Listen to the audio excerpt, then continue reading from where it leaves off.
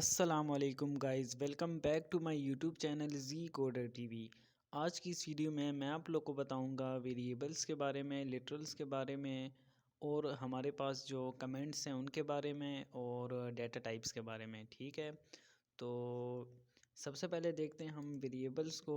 बल्कि वेरिएबल पे जाने से पहले हम देखते हैं एस्केप सीक्वेंस को। ठीक है, हमारे पास एक कॉन्सेप्ट होता है एस्केप सीक्वेंस का। एस्केप सीक्वेंस हमारे पास क्या होते हैं?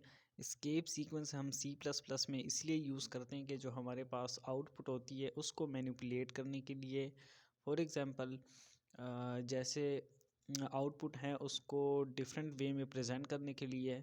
अभी मैं आपके सामने एक कोड लिख के रन करता हूँ, उसके बाद आपको समझाता हूँ।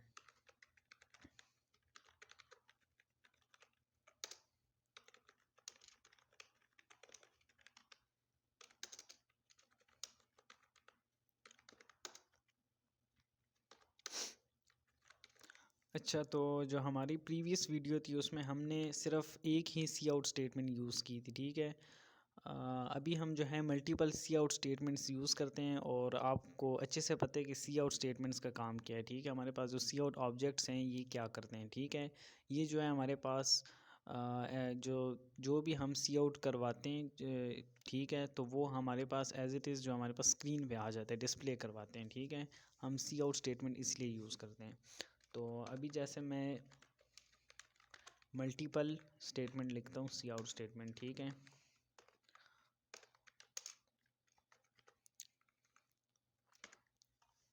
ठीक है, अभी मैं इसको रन करके देखता हूँ और देखते हैं आउटपुट क्या आती है हमारे पास।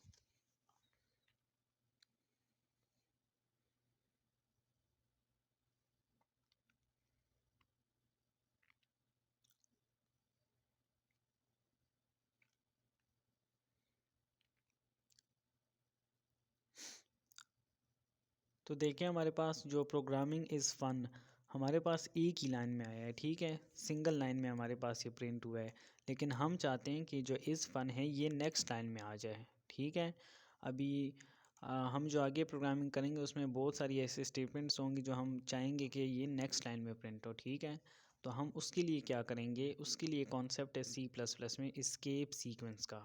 ठीक है, एस्केप सीक्वेंस तो वो हम यूज़ करते हैं कि जिसके थ्रू हम नेक्स्ट लाइन में जाते हैं। एस्केप सीक्वेंस से भी जाने से पहले हम देखते हैं एक मैनिपुलेटर, ठीक है, जिसका नाम है एंड लाइन। ठीक है, एंडल मैनिपुलेटर इसे कहते हैं और इसका भी यही काम होता है, ये नेक्स्ट लाइन पे जो है आउटपुट ले आता है। फॉर एग्जांपल अब मैं यहाँ पे स्ट्रीम इंटरजेक्शन ऑपरेटर आगे मैं लिखता हूँ एंड एल। ठीक है, and L stand for and line. ठीक है, ये कंपाइलर को बताता है कि यहाँ पे ये लाइन एंड हो चुकी है। अभी जो भी आगे सी आउट में आएगा या जो भी यूज़र प्रिंट करवाएगा वो नेक्स्ट लाइन में प्रिंट होगा। ठीक है, इसके आगे नहीं होगा। ठीक है, हम इसको रन करके देख लेते हैं।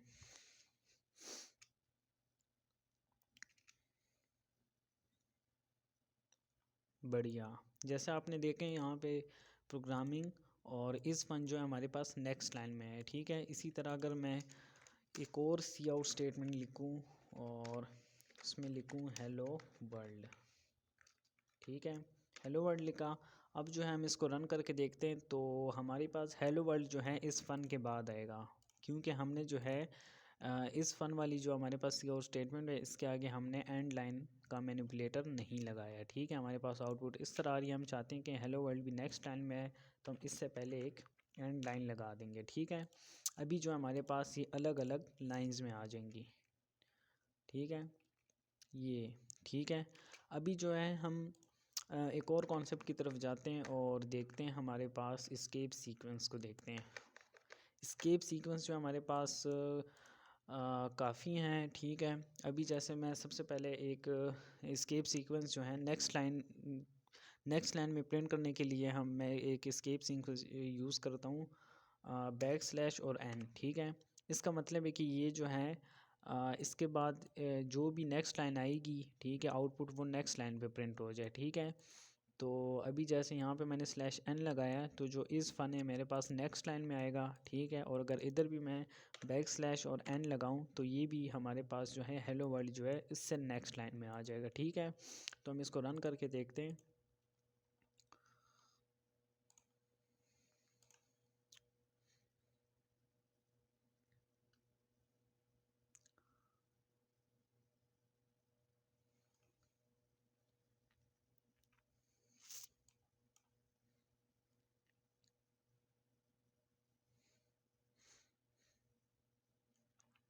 ठीक है, हमारे पास ये नेक्स्ट लाइन में आ गई।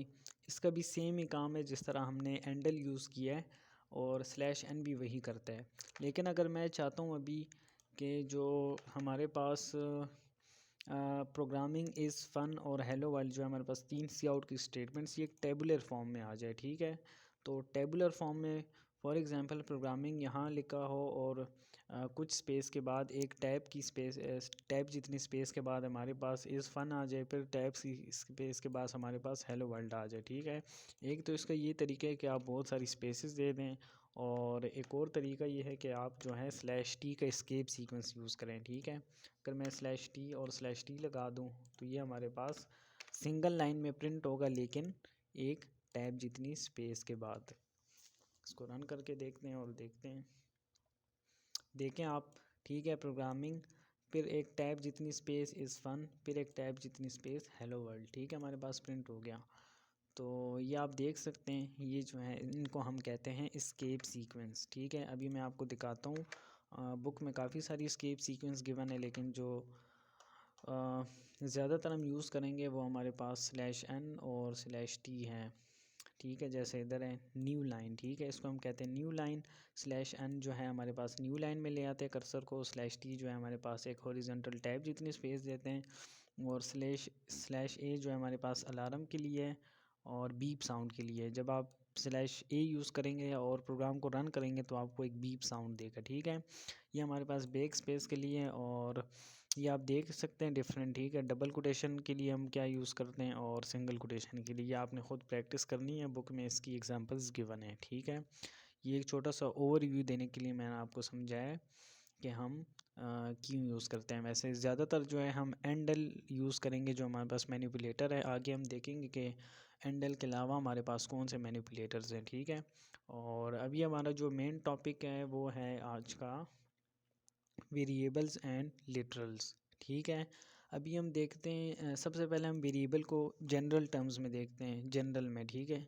कि वेरिएबल हमारे पास जो वेरिएबल होते हैं इन जनरल, वो हमारे पास वो होते हैं जिसकी वैल्यू हमारे पास वेरी करती हो, ठीक है, या चेंज होती हो जिसकी वैल्यू, ठीक है, हम उसको वेरिएबल्स कहते हैं। लेकिन इन टर्म ऑफ कंप्यूटर या in term of programming, variable हमारे पास होता है एक मेमोरी में एक स्पेस एलोकेट होती है, ठीक है, या जो एक स्पेस को रिप्रेजेंट करता है, ठीक है, मेमोरी के अंदर, और जहाँ पे हम कोई भी अपना डाटा स्टोर कर सकें, ठीक है, तो हम उसको वेरिएबल्स कहते हैं इन टर्म ऑफ प्रोग्रामिंग, ठीक है। तो आपने ये हरगिज़ नहीं कहना कि वेरिएबल हमारे पास जिसकी वैल्यू वेरी करती हो वो वेरिएबल होता है इन टर्म ऑफ प्रोग्रामिंग, ठीक है, ये गलत है। वेरिएबल हम उसको कहते हैं कि जिसके अंदर हम अपना डाटा स्टोर कर सकें, एक मेमोरी के अंदर एक स्पेस हो जिसके अंदर हम अपना डाटा स्टोर कर सकते हैं, इसको हम वेरिएबल कहते हैं, ठीक है। जैसे यहाँ पे बेसिक डेफिनेशन लिखी, variable represent storage location in computers memory. और एक बात जहन में रखें कि जो हमारे पास मेमोरी होती है वो हमारे पास मेन मेमोरी होती है, ठीक है, जहाँ पे ये वेरिएबल्स वगैरह स्टोर होते हैं ड्यूरिंग एग्जीक्यूशन ऑफ प्रोग्राम, ठीक है। और मेन मेमोरी हमारे पास रैम होती है, ठीक है, जिसको हम रैम कहते हैं। तो यहाँ तक जो है मैंने एक बेसिक डेफिनेशन आपको समझा दी वेरिएबल की कि होता क्या है।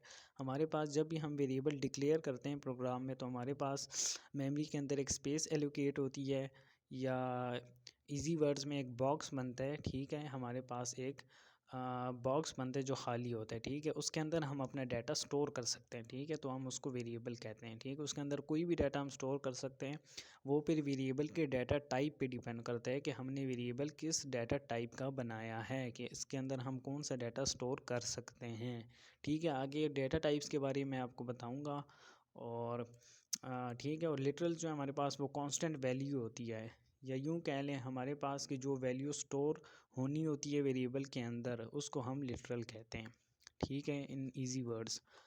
तो हम जाते हैं अपने प्रोग्राम की तरफ और देखते हैं हम वेरिएबल्स के बारे में, ठीक है। वेरिएबल्स जो हैं बहुत इंपॉर्टेंट चीज़ है प्रोग्रामिंग की, ठीक है, क्योंकि जो भी हम आगे डाटा जो है हम वेरिएबल्स में स्टोर करेंगे और इसी के साथ फिर जो है डाटा को मैनिपुलेट करेंगे। तो सबसे पहले हम अपने एक वेरिएबल डिक्लेयर करते हैं। जो वेरिएबल डिक्लेयर करने का सिंटेक्स है वो है सबसे पहले उसका डाटा टाइप, ठीक है, आगे वेरिएबल का नेम। ठीक है। तो हम लिखते हैं डाटा टाइप, आगे वेरिएबल का नेम, ठीक है। अभी हम इसको देखते हैं। ये जो हमारे पास इंट है ये हमारे पास शो करता है इंटीजर डाटा टाइप, ठीक है। Int means integer data type. और आगे जो नंबर है ये वेरिएबल का नेम है, ठीक है। वेरिएबल का नेम आप कुछ भी रख सकते हैं, ठीक है। आप नम रख सकते हैं, नंबर रख सकते हैं, कुछ भी रख सकते हैं, लेकिन ठीक है। लेकिन आपको चाहिए कि वेरिएबल का नेम वो रखें जिससे वो रिलेटेड हो। फॉर एग्ज़ाम्पल अगर मैं इसमें कोई नंबर मैं स्टोर कर रहा हूँ, ठीक है, तो वेरिएबल का जो नेम है वो नंबर होना चाहिए, क्योंकि फिर जो बाद में जो है आसानी होती है अपने कोड को समझने के लिए, ठीक है। ज़रूरी नहीं है कि आप नंबर ही रखें, आप कुछ भी रख सकते हैं, लेकिन बेहतर यही है कि आप जो है जिससे रिलेटेड वो वेरिएबल हो, जो डाटा हो, ठीक है, उसी से रिलेटेड आप नेम भी रखें, ठीक है। तो उम्मीद है यहाँ तक समझ आ गई होगी, ठीक है, कि वेरिएबल नेम क्या। अब जैसे जो है हमारे पास जो है इस सेंटेंस का जो हमारे पास स्टेटमेंट है, इसका मतलब ये है कि जो हमारे पास वेरिएबल बना है, ठीक है, हमारे पास एक मेमोरी में स्पेस एलोकेट हुई है, ठीक है। कितने की स्पेस एलोकेट हुई है? 4 बाइट्स की, ठीक है। एक नॉर्मल कंप्यूटर में जो हमारे पास इंटीजर के लिए स्पेस एलोकेट होती है मेमोरी के अंदर, वो होती है 4 बाइट, ठीक है। आगे जब मैं डाटा टाइप्स के बारे में आपको बताऊंगा तो उधर आपको इजीली ये समझ आ जाएगी, ठीक है। फिलहाल इतना याद रखें, हमारे पास एक स्पेस एलोकेट हुई है, ठीक है, इंटीजर डाटा टाइप की। मींस कि हमारे पास जो वेरिएबल है उसके अंदर हम डाटा किस टाइप का स्टोर कर सकते हैं? इंटीजर टाइप का, ठीक है।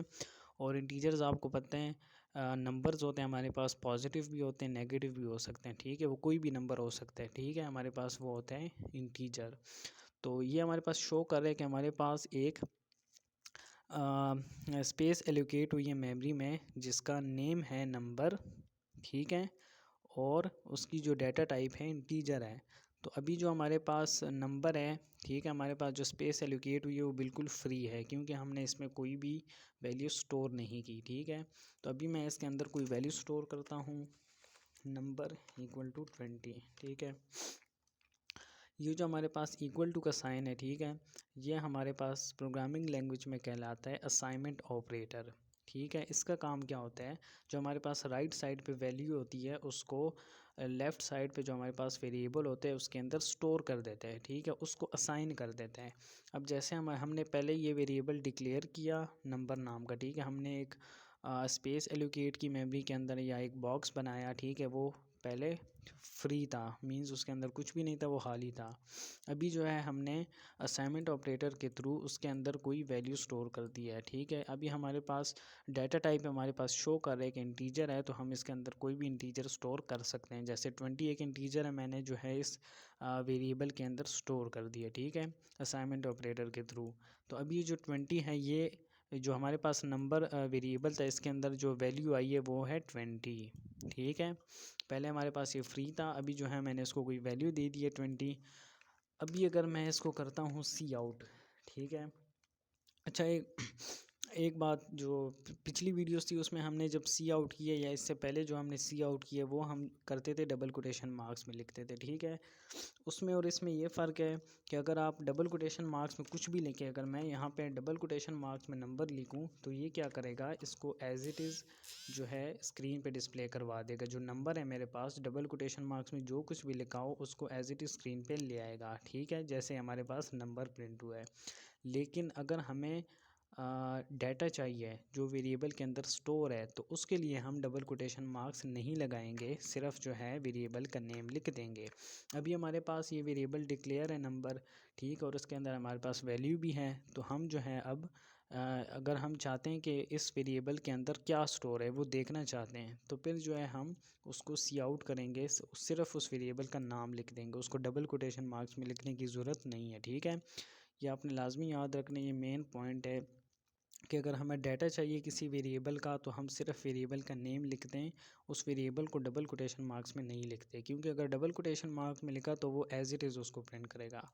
अभी क्या है, जो हमारे पास स्क्रीन पे आएगा वो आएगा जो हमारे पास वेरिएबल के अंदर वैल्यू स्टोर है उसकी वैल्यू आएगी, ठीक है। जैसे हमारे पास नंबर का जो वेरिएबल है उसके अंदर 20 स्टोर था, हमने 20 इसके अंदर असाइन कराया तो हमारे पास स्क्रीन पे भी 20 आ गया, ठीक है। तो उम्मीद है यहाँ तक समझ आ गई होगी। ठीक है। और आगे हम जो हैं डिफरेंट इसकी डाटा टाइप्स के बारे में बात करेंगे। और ये जो वेरिएबल है इसका नेम कुछ भी हो सकता है। मैं यहाँ पे अगर इसका नेम नम रख दूँ, ठीक है, तो मुझे हर जगह इसका नेम चेंज करना होगा क्योंकि कंपाइलर को पता ही नहीं होता कि ये नम क्या चीज़ है। ठीक है। तो अभी जो है हमने यहाँ पे नम का हमने बनाया एक वेरिएबल और इसके अंदर हमने एक वैल्यू असाइन कर दी 20 और हमने उस वैल्यू को प्रिंट कर दिया। ठीक है, उम्मीद है यहाँ तक समझ आ गई होगी। ये जो 20 है हमारे पास, ये हमारे पास लिटरल है। ठीक है, लिटरल, और वेरिएबल हमारे पास नम है। ठीक है, यहाँ तक उम्मीद है आपको समझ आ गई होगी। इजी कॉन्सेप्ट है, कोई डिफ़िकल्ट नहीं है। ठीक है, आगे जाके जो है आपको मज़ीद समझ आएगी जब हम प्रैक्टिस करते जाएंगे। और अभी जो है मैं कमेंट्स के बारे में बताता हूँ कि हमारे पास कमेंट्स क्या होते हैं। ठीक है, हमारे पास जो कमेंट्स होते हैं C++ में या डिफरेंट प्रोग्रामिंग लैंग्वेजेस में, वो हमारे पास नोट्स बनाने के लिए या जो डिस्क्रिप्शन होती है प्रोग्राम की वो लिखने के लिए। फॉर एग्ज़ाम्पल अगर आपका जो आपने कोड लिखा है, ठीक है, और आप वो कोड दूसरे को दे दो, अभी आपने उसमें वेरिएबल्स डिक्लेयर किए हैं डिफरेंट नेम्स के, ठीक है, और उसको जो दूसरा यूज़र है उसको पता नहीं है कि ये क्या हो रहा है प्रोग्राम के अंदर। ठीक है, ये वेरिएबल का नाम है या ये वेरिएबल का नाम किस लिए यूज़ हो रहा है। ठीक है, ये सब बताने के लिए जो है आप फिर कमेंट्स यूज़ करते हो। ठीक है, आप साथ एक कमेंट लिख देते हो कि ये इसलिए यूज़ हो रहा है, ये हो रहा है। ठीक है, समझाने के लिए। तो इससे क्या होता है कि जब हम अपना कोड बाद में रीड करते हैं या हमारे पास मिलियन लाइंस ऑफ कोड हो, तो उसको रीड करना आसान होता है थ्रू कमेंट्स। ठीक है, हम कमेंट्स इसलिए यूज़ करते हैं। अभी मैं कमेंट का जो आपको सिंटेक्स बताता हूँ। डबल फॉरवर्ड स्लैश लगाने से जो है हमारे पास सिंगल लाइन कमेंट आता है। ठीक है, कमेंट्स जो होती हैं उस कंपाइलर जो है कमेंट्स को इग्नोर करता है। ठीक है, उसको रीड नहीं करता कंपाइलर। ठीक है, तो अगर मैं यहाँ पे एक वेरिएबल इंट नंबर, यहाँ पे मैंने एक वेरिएबल बनाया, आगे मैं लिख दूँ इसके कमेंट के दिस इज़ वेरिएबल। ठीक है,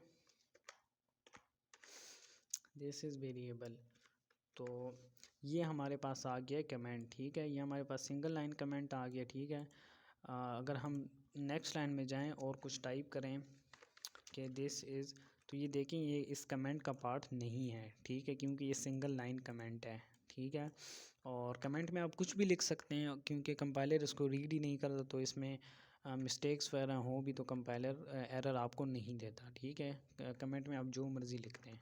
तो अभी इस डबल मल्टी लाइन कमेंट में जाते हैं, तो उसका सिंटेक्स यूँ है कि आपने जो है स्टार्टिंग में फॉरवर्ड स्लैश, फिर आपने स्टैरिक लगाना है, फिर जो है जहाँ तक जाना है, ठीक है, वो लाइंस छोड़ के। ठीक है, अब जैसे मैं इधर टाइप करूँ, इधर टाइप करूँ, इधर टाइप करूँ, ये सारा जो है हमारे पास मेरे पास कमेंट में आ रहा है। लेकिन सिंगल लाइन कमेंट में हमारे पास ये केस नहीं था। जैसे मैं यहाँ पे कुछ लिखूँ तो नेक्स्ट लाइन में आके जब लिखूँगा तो वो एज ए कमेंट में नहीं होगा। ठीक है, ये हमारे पास कमेंट नहीं है। तो ये है फ़र्क सिंगल लाइन और मल्टीपल लाइन कमेंट में। और इसका सिंटेक्स ये है कि फॉरवर्ड स्लैश स्टैरिक, फिर एंड में जो है जहाँ पे आपने कमेंट को क्लोज करना है स्टैरिक, फिर दोबारा फॉरवर्ड स्लैश। ठीक है, ये हमारे पास सिंटेक्स है सिंगल लाइन कमेंट और मल्टीपल लाइन कमेंट का, मैंने आपको बता दिया है। और ये काफ़ी यूज़ होता है बाद में। ठीक है, फ़िलहाल तो आप यूज़ नहीं करेंगे लेकिन आगे जाके आपको यूज़ करना पड़ेगा कमेंट्स वगैरह। ठीक है, और इसके बाद जो है हम बात करते हैं डेटा टाइप्स के बारे में। ठीक है, हमारे पास जो डेटा टाइप्स होती हैं, जैसे मैंने अभी एग्जांपल दी थी, एक वेरिएबल मैंने डिक्लेयर किया। ठीक है, मैंने एक बनाया एक वेरिएबल जिसका नेम है नंबर और इसकी टाइप जो है इंट है, इंटीजर है। ठीक है, इसी तरह अब अगर इस नंबर के अंदर मैं कोई डेसिमल वैल्यू स्टोर करूं, ठीक है, अगर मैं इसमें कोई डेसिमल नंबर वैल्यू स्टोर करूं जैसे कि 20.5, तो ये स्टोर नहीं होगा। सिर्फ जो है ये मेरे पास 20 को स्टोर करेगा, 0.5 को ये स्किप कर देगा।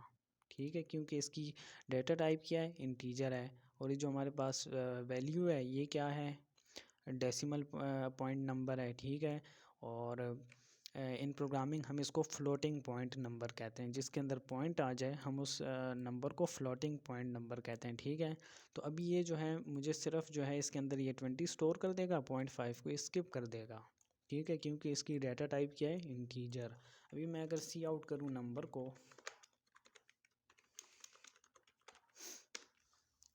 ठीक है, और इसको रन करके देखूँ तो ये मेरे पास सिर्फ 20 शो कर रहा है, ठीक है। अभी जो है अगर हमने 20.5 मुझे पूरा डाटा चाहिए तो आज मुझे आधा डाटा दे रहे हैं ना, तो इसकी जो हमारे पास डाटा टाइप है इसको हम चेंज कर देंगे, ठीक है, इंटीजर से फ्लोट पे कर देंगे, ठीक है। ये हमारे पास इसका सिंटेक्स है। अगर हमने कोई फ्लोटिंग पॉइंट वेरिएबल डिक्लेयर करना है तो हम उससे पहले फ्लोट लगाएंगे, अगर इंटीजर टाइप करना है तो इंट लगाएंगे, ठीक है। ये हमारे पास डाटा टाइप्स हैं। अभी मैं अगर इसको सी आउट कर दूँ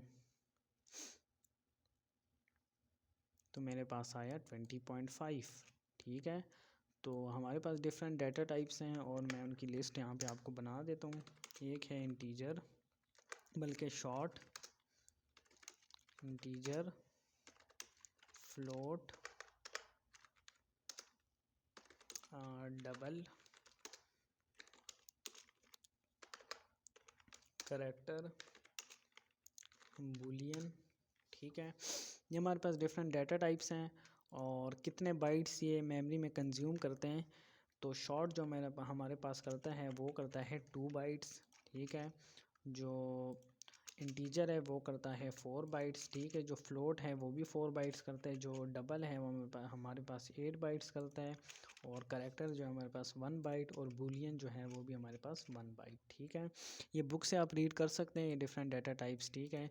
शॉर्ट और इंटीजर में फ़र्क ये है कि जो शॉर्ट होता है वो जो है मैक्सिमम वैल्यू उसकी कम होती है इंटीजर से। फॉर एग्ज़ाम्पल, ठीक है, शॉर्ट जो है वेरिएबल अगर हम बनाए शॉर्ट का तो वो 2 बाइट्स कंज्यूम करेगा, और 2 बाइट्स के अंदर अगर फॉर एग्ज़ाम्पल रेंज आती है 4000, अगर हम 4001 लिखें तो वो शॉर्ट डाटा टाइप के वेरिएबल में स्टोर नहीं होगा, ठीक है। वो वेरिएबल जिसकी डाटा टाइप शॉर्ट होगा तो उसमें ये स्टोर नहीं होगा, क्योंकि उसकी रेंज तो 4000 है, ठीक है, तो वो ज़्यादा स्टोर नहीं कर सकता।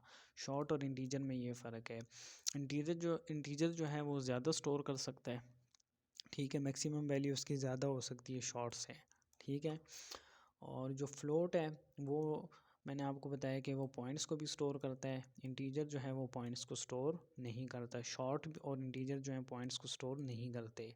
जो डबल है वो पॉइंट्स को भी स्टोर करता है, ठीक है। और इसका जो साइज़ है वो है हमारे पास 8 बाइट्स, ठीक है। जो मेमोरी हमारे पास स्पेस एलोकेट होती है वो 8 बाइट्स की बनती है। मींस के जो फ्लोट है उससे काफ़ी ज़्यादा, कि हम बहुत बड़ा नंबर भी हम स्टोर कर सकते हैं डबल का जो हमारे पास डाटा टाइप है उसमें, ठीक है। आगे हमारे पास डाटा टाइप है करैक्टर, और ये 1 बाइट लेता है।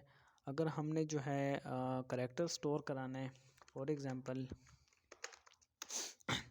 यहाँ पे मैं एक करैक्टर और CH कर देता हूँ, ठीक है। मैंने एक वेरिएबल बनाया, ठीक है, जिसका नेम CH है और उसकी डाटा टाइप करैक्टर है। अभी हम करैक्टर के अंदर जो है नंबर स्टोर नहीं कर सकते, ठीक है, क्योंकि इसकी डाटा टाइप करैक्टर है। तो करैक्टर हमारे पास जो है वो कुछ भी हो सकता है, ठीक है। हमारे पास जैसे हमारे पास A है, ठीक है, अब मैं करूँ सी आउट CH, ठीक है। तो ये मुझे क्या करेगा, करैक्टर के अंदर जो भी स्टोर होगा करैक्टर वेरिएबल के CH वेरिएबल के अंदर जो भी स्टोर होगा वो मुझे उठा के ले आएगा। और मैंने क्या स्टोर किया, मैंने तो A स्टोर किए, तो ये A को प्रिंट कर देगा, ठीक है। अच्छा, तो इसने A को प्रिंट कर दिया। अभी जो है ये बात याद रखें कि जो हमारे पास सिंटेक्स है, अगर हमने कोई करैक्टर स्टोर करवाने तो उसको हम सिंगल कोटेशन मार्क में लिखते हैं, ठीक है। और जो नंबर होता है हमारे पास उसको हम एज इट इज़ लिख देते हैं, ठीक है। उसको हम सिंगल कोटेशन मार्क या डबल में नहीं लिखते, लेकिन जो करैक्टर होते हैं उसको हमने हमेशा सिंगल कोटेशन मार्क में लिखना होता है। और जो हमारे पास करैक्टर्स हैं वो सिर्फ ABC या ठीक है ABC या 1 2 3 है, ये नहीं है, ठीक है। हमारे पास कीबोर्ड पे जितने भी हमारे पास कीज़ हैं ये सारे हमारे पास करैक्टर्स हैं, ठीक है। और हमारे पास एक टेबल होते हैं जिसको हम कहते हैं आस्की टेबल, ठीक है, वो जो है हर एक करैक्टर को रिप्रेजेंट करता है।